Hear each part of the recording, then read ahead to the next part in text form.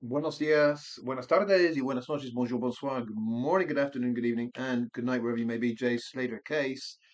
And for this one, we are going to try to finish off the sixth part, but part B of the sixth part. It is reasons why the foul play group are the foul play group, why we see red flags aplenty, why we do think there is a lot more than an accident going on in the death of Jay Slater. And part two of The Sound of Silence is yet another group of people who, in this case, have been absolutely silent. Not a word has come from them.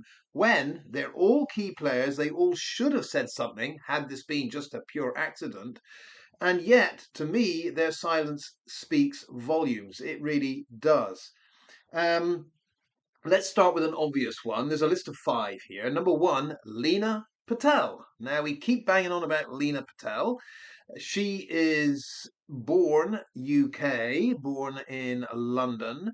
She is an Arsenal fan. She travels quite a lot. This information you can glean from her social media, Facebook pages, etc., etc. She went to live and work in the US. So, as far as I know right now, she works for a big health company in Pennsylvania. Anyway, the long and the short of it is, Lee Patel has had 101 opportunities to say something about this case. And if this were all an accident, I think a good Samaritan like Leena Patel, because she's a good Samaritan, would have stepped forward to say, listen, there's no great mystery here. What I saw when I went to the Airbnb with Lucy was da da da da da. What happened in the conversation between Lucy and I was da da da da da. I started my day with Lucy at this time. We went to these places, these police stations. I finished my day. Da, da. Just a 5 minute description from Leena Patel of exactly what she did on that day would cause such a dampening of the conspiracies, if you like, that it could be that had Leena Patel come out and just set the record straight with everything she did on that day, as opposed to hiding under a rock or hiding under a table, pretending there was nothing to say, I mean, it could have meant all the difference between us hammering and jabbering away on this subject. And I don't know, maybe it would have helped ease the pain somewhat for someone like Debbie Duncan, who may not have had that nervous breakdown she tells us that she had. So, what I'm saying here is Leena Patel, Good Samaritan, that did all she could to help Lucy find Jay. Well, not find Jay, but go up to somewhere near where Jay was missing. Had she come forward to explain all this, Leela might have been the person that diffused our conspiracy theories, our foul play group theories, and she may have helped a whole lot, but she decided not to. And this is what I find strange with Leena Patel. On the one hand, she's, yes, I will help you, Lucy. I will do all I can to sort this out. And then disappears. 5 minutes later, she's, no, I'm not going to say anything. Nothing helpful. No, I'm just going to be quiet. Why? If it's all an accident and everything's above board, what is the benefit of being silent when what you can tell us would help us understand so much better what happened? Leena Patel, why are you silent? I know that Wax has contacted her through, I think, her Facebook account and has had never has received any answer. But thank you, Wax, for persisting on that. I managed to do some research and found out exactly where she does work in Pennsylvania, and actually found out where she lives in Pennsylvania. Found out a lot of things about Leena Patel. Found out her work email address. Found out her personal email address. Wrote to her on both. The email didn't bounce back. I assume I'd got the right information there, and no answer, no answer, no answer. All perfectly well worded, politely worded, just looking to see if you could tell us what happened on that day so that a few answers are put out there and, the mystery is cleared up. Now, I've got to say, if someone asked me to do that, even if I thought it might not help, I would say something. I would respond. I'd say, I haven't got much to tell you, but happy to tell you whatever you want if it helps. But this is the mystery with people like Leena Patel. Good Samaritans, one day, don't give a monkey's backside to straighten out any questions or give any information that would help the next day. Leena Patel, The Sound of Silence. Why, Leena? Why? Do you think, anyone out there, do you think that Leena Patel knew Lucy because she was a customer? I mean, there's an age difference there. Leena Patel's no young'un. 40s maybe. So there's a big age difference there. Why would Leena Patel have any connection with Lucy? I don't think Leena Patel was staying in the Pension Playa, which apparently one of our audience went by there the other day and said it just looks like a youth hostel. It looks like a hostel. It doesn't, glorified hostel maybe, but not really a hotel. The Pension Playa, where Lucy apparently booked and stayed. Um, I'm saying I can't imagine Leena Patel, who is a world traveler and a bit of a foodie. She likes to show on her social media pages where she goes, what she eats, where she drinks, and I do suspect that Leena might dabble in a few illegal or illicit substances. So if that's the connection to Lucy, again, is that the reason why Lena won't say anything? Because there is, as our group have always said, is there criminality in the background? It would seem so. I can't think of another reason why Lena wouldn't be forward and wouldn't come forward and start telling us a few things about this case, or just the one day she was involved. But there we go. Sound of silence. Number one, Lena Patel. Number two, the management, not the staff, the management, the owners of Papagayos and Tramps and Sugar Reef and all the rest of it. If there is a sound of silence, which I think there is from the workers, the staff at those places, I think we all understand that. I would imagine a large number of the staff, the ordinary bar workers, servers, etc., in those nightclubs, possibly they are employed illegally, semi-illegally, and I would imagine that their paymasters say, "Don't talk to the press. None of you are to talk to the press." I would imagine that. That kind of makes sense. But on the other hand, you've got the owners, the managers. Why have they said nothing? I don't recall any interview with any Papagayos manager, Sugar Reef manager, Tramps owner, nothing at all. Even to say on camera, very, sorry to hear what happened, but as far as we know, nothing untoward happened in our nightclub that night. Just a few words like that would put a human face to these clubs where Jay spent his final hours before disappearing, if we can say he ever disappeared. And then again, with somewhere like Papagayos, why is it that we have a photo taken from a video, CCTV, of Jay leaving that place? Surely if you have the photo of Jay leaving, you have the whole footage. Why do we hear nothing from Papagayos on why Candor Productions were allowed to have one photo, a still, whereas they weren't allowed, it would seem, to have the full footage? Who leaves Papagayos after Jay? Who leaves Papagayos before Jay leaves? Why can't we see 5, 10, 15 minutes of everything that happens coming in and out of that doorway? Why can't we see the whole evening's worth if we want to? 5, 6 hours of the coming in and the coming out, the coming in and the coming out. Because to me, if the Papagayo management have nothing to hide whatsoever, if this was all an accident, they'd be more than happy to show that. But they're not. There's silence, nothing coming from the people that own these places.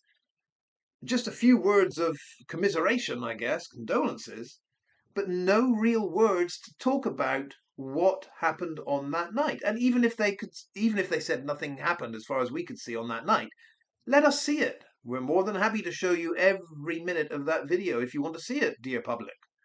But no, silence, and again, hiding under the table.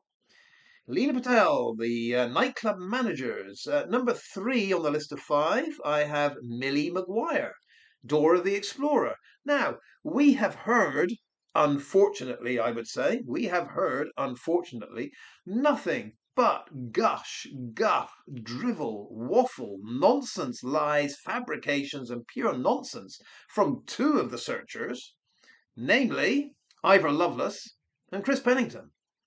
A third searcher, DTR, hasn't said as much, but has also given us a load of bumbling bollocks on many occasions. Now, the one hope we would have had is the lady involved in all this, Millie. As far as I know, and correct me if I'm wrong, Millie is local. I mean, UK originally, but I think she's lived in Tenerife a long, long time. And I think her inside information as to what happened in her approach to this, how she planned where she searched. And remember, Millie showed us a map. She was searching way south of Santiago, Tamaimo area. It's like, what? Why are you searching down there? Because the narrative says he went up the hill. Why did Millie never come forward and say, I searched down here for these reasons? Why did Millie never come forward and say, I took Warren and Zach along this path for this reason? I don't think we ever found out from Millie why exactly she determined where to look and where not to look. I don't recall, again, correct me if I'm wrong, I don't recall Millie ever going down in that ravine. So why is it that it was crystal clear, 100% clear, no doubt about it, in the minds of Chris and Luggy that Jay must have gone down that ravine, not only down that ravine, but on the right-hand side, not on the left. They, through process of elimination, through LiDAR maps, through, what else did they use? Path of least resistance, through getting in the mind of Jay, all of this good stuff. Two searchers decided it must be the right-hand side of the ravine as you go down towards the sea. But Millie Maguire decided no. She said, I'm going to look other places. Why? What lack of communication between all these searchers happened? And why was it Millie that decided to be silent? Why wasn't Millie the one speaking out, saying, this is what I determined. This is why I did what I did. Why was she silent? I don't know. I would dearly love Millie to come forward and say, I'd love to do an interview with anyone to clear up why I did what I did. And Millie, you're most welcome.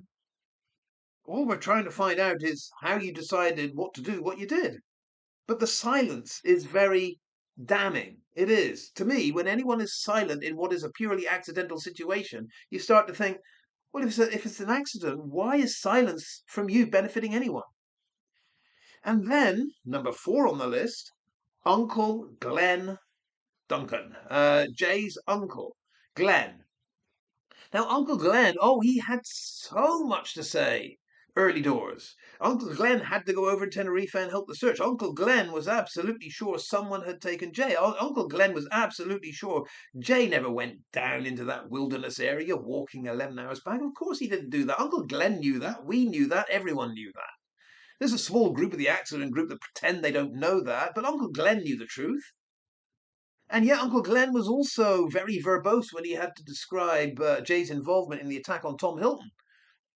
Yeah, he was absolutely sure, although Uncle Glen wasn't actually there at the time. Uncle Glen was absolutely sure that Jay was on the periphery. Yeah, didn't get involved as such. He was just an onlooker and yet got sentenced. So we've had two different sides of Uncle Glen here, yeah? We've had Uncle Glen, who is a foul play group all the way. Jay got taken by someone. Jay never walked down a ravine. Yeah, foul play group 100%.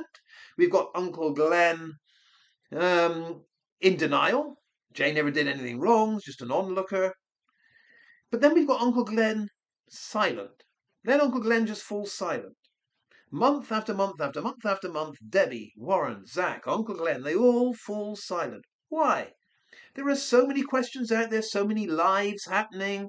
You got Ayub, you got Luggy, you got EP on TikTok, you got God knows who, talking non-stop about this case. And Uncle Glen, who had so much to say early on, suddenly shuts up. Got nothing to say. Why? Why the silence, Uncle Glen? You had so much to say early doors, and then nothing. What's that all about?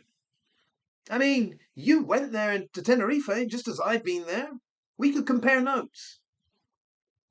No, suddenly you don't want to talk. Uncle Glen, silent, but someone that could and should speak out and say why he did a 180. Why is it that Uncle Glen was so foul play group and then suddenly switched to it must have been an accident?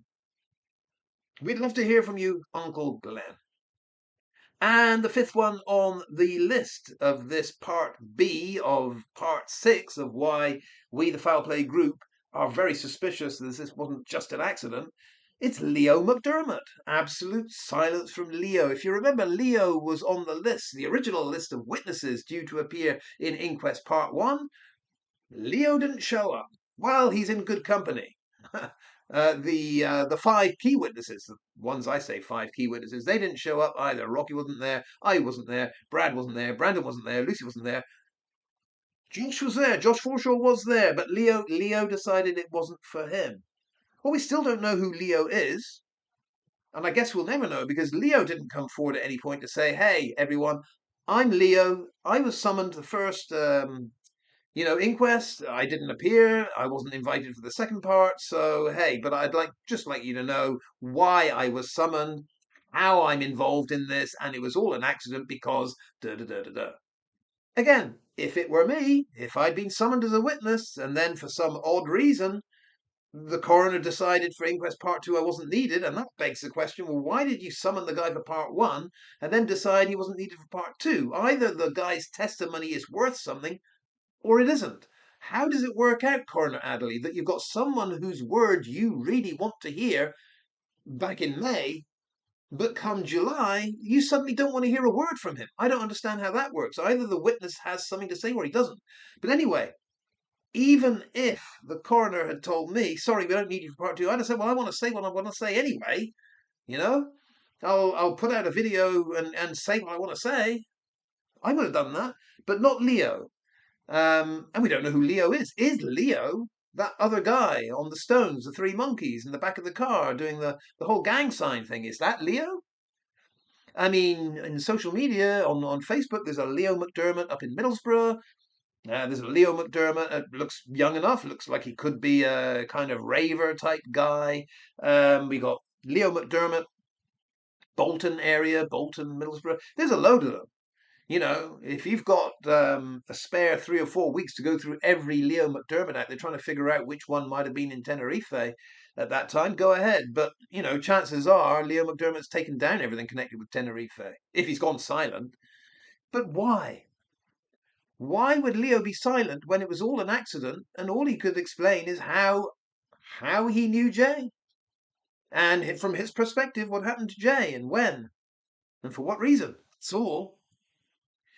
I'm going to wrap it up there because, well, there are plenty of other people that have been silent that we should have heard from. But I think that's a succinct list for part two. Leena Patel, the Papagayos management, Tramps management, Sugar Reef management, Millie Maguire, Uncle Glenn, and Leo McDermott. Like I say, could go into a lot more people that have been silent and should have said something. But I would say with those five, their silence makes me extra skeptical that what happened to Jay was purely accidental. I don't think so. If what happened to Jay was purely accidental, someone in that little group of five would have said something to just clarify exactly how it must have been an accident, is my belief. All right, let's leave it there. More on this is not over. I mean, what we're trying to do here is explain to the accident group why, as a group, we disagree with them. We go through all of this and say, this is stuff that indicates it wasn't purely an accident. And I've noticed that when they see videos like this, they never, ever pick out one point and say, this doesn't make any sense. All they do now is to say, I don't like the sound of his voice. I don't like the look of him. I don't like the way he does what he does. Yeah, all of this generalization, I get it. You don't like me. But why don't you take something that I've said in the video and rebut it? Or is it just that you don't like me telling you why you should be in our group? Maybe that's it. All right, let's leave it there. Hasta luego, adios, hasta la vista. See you next time.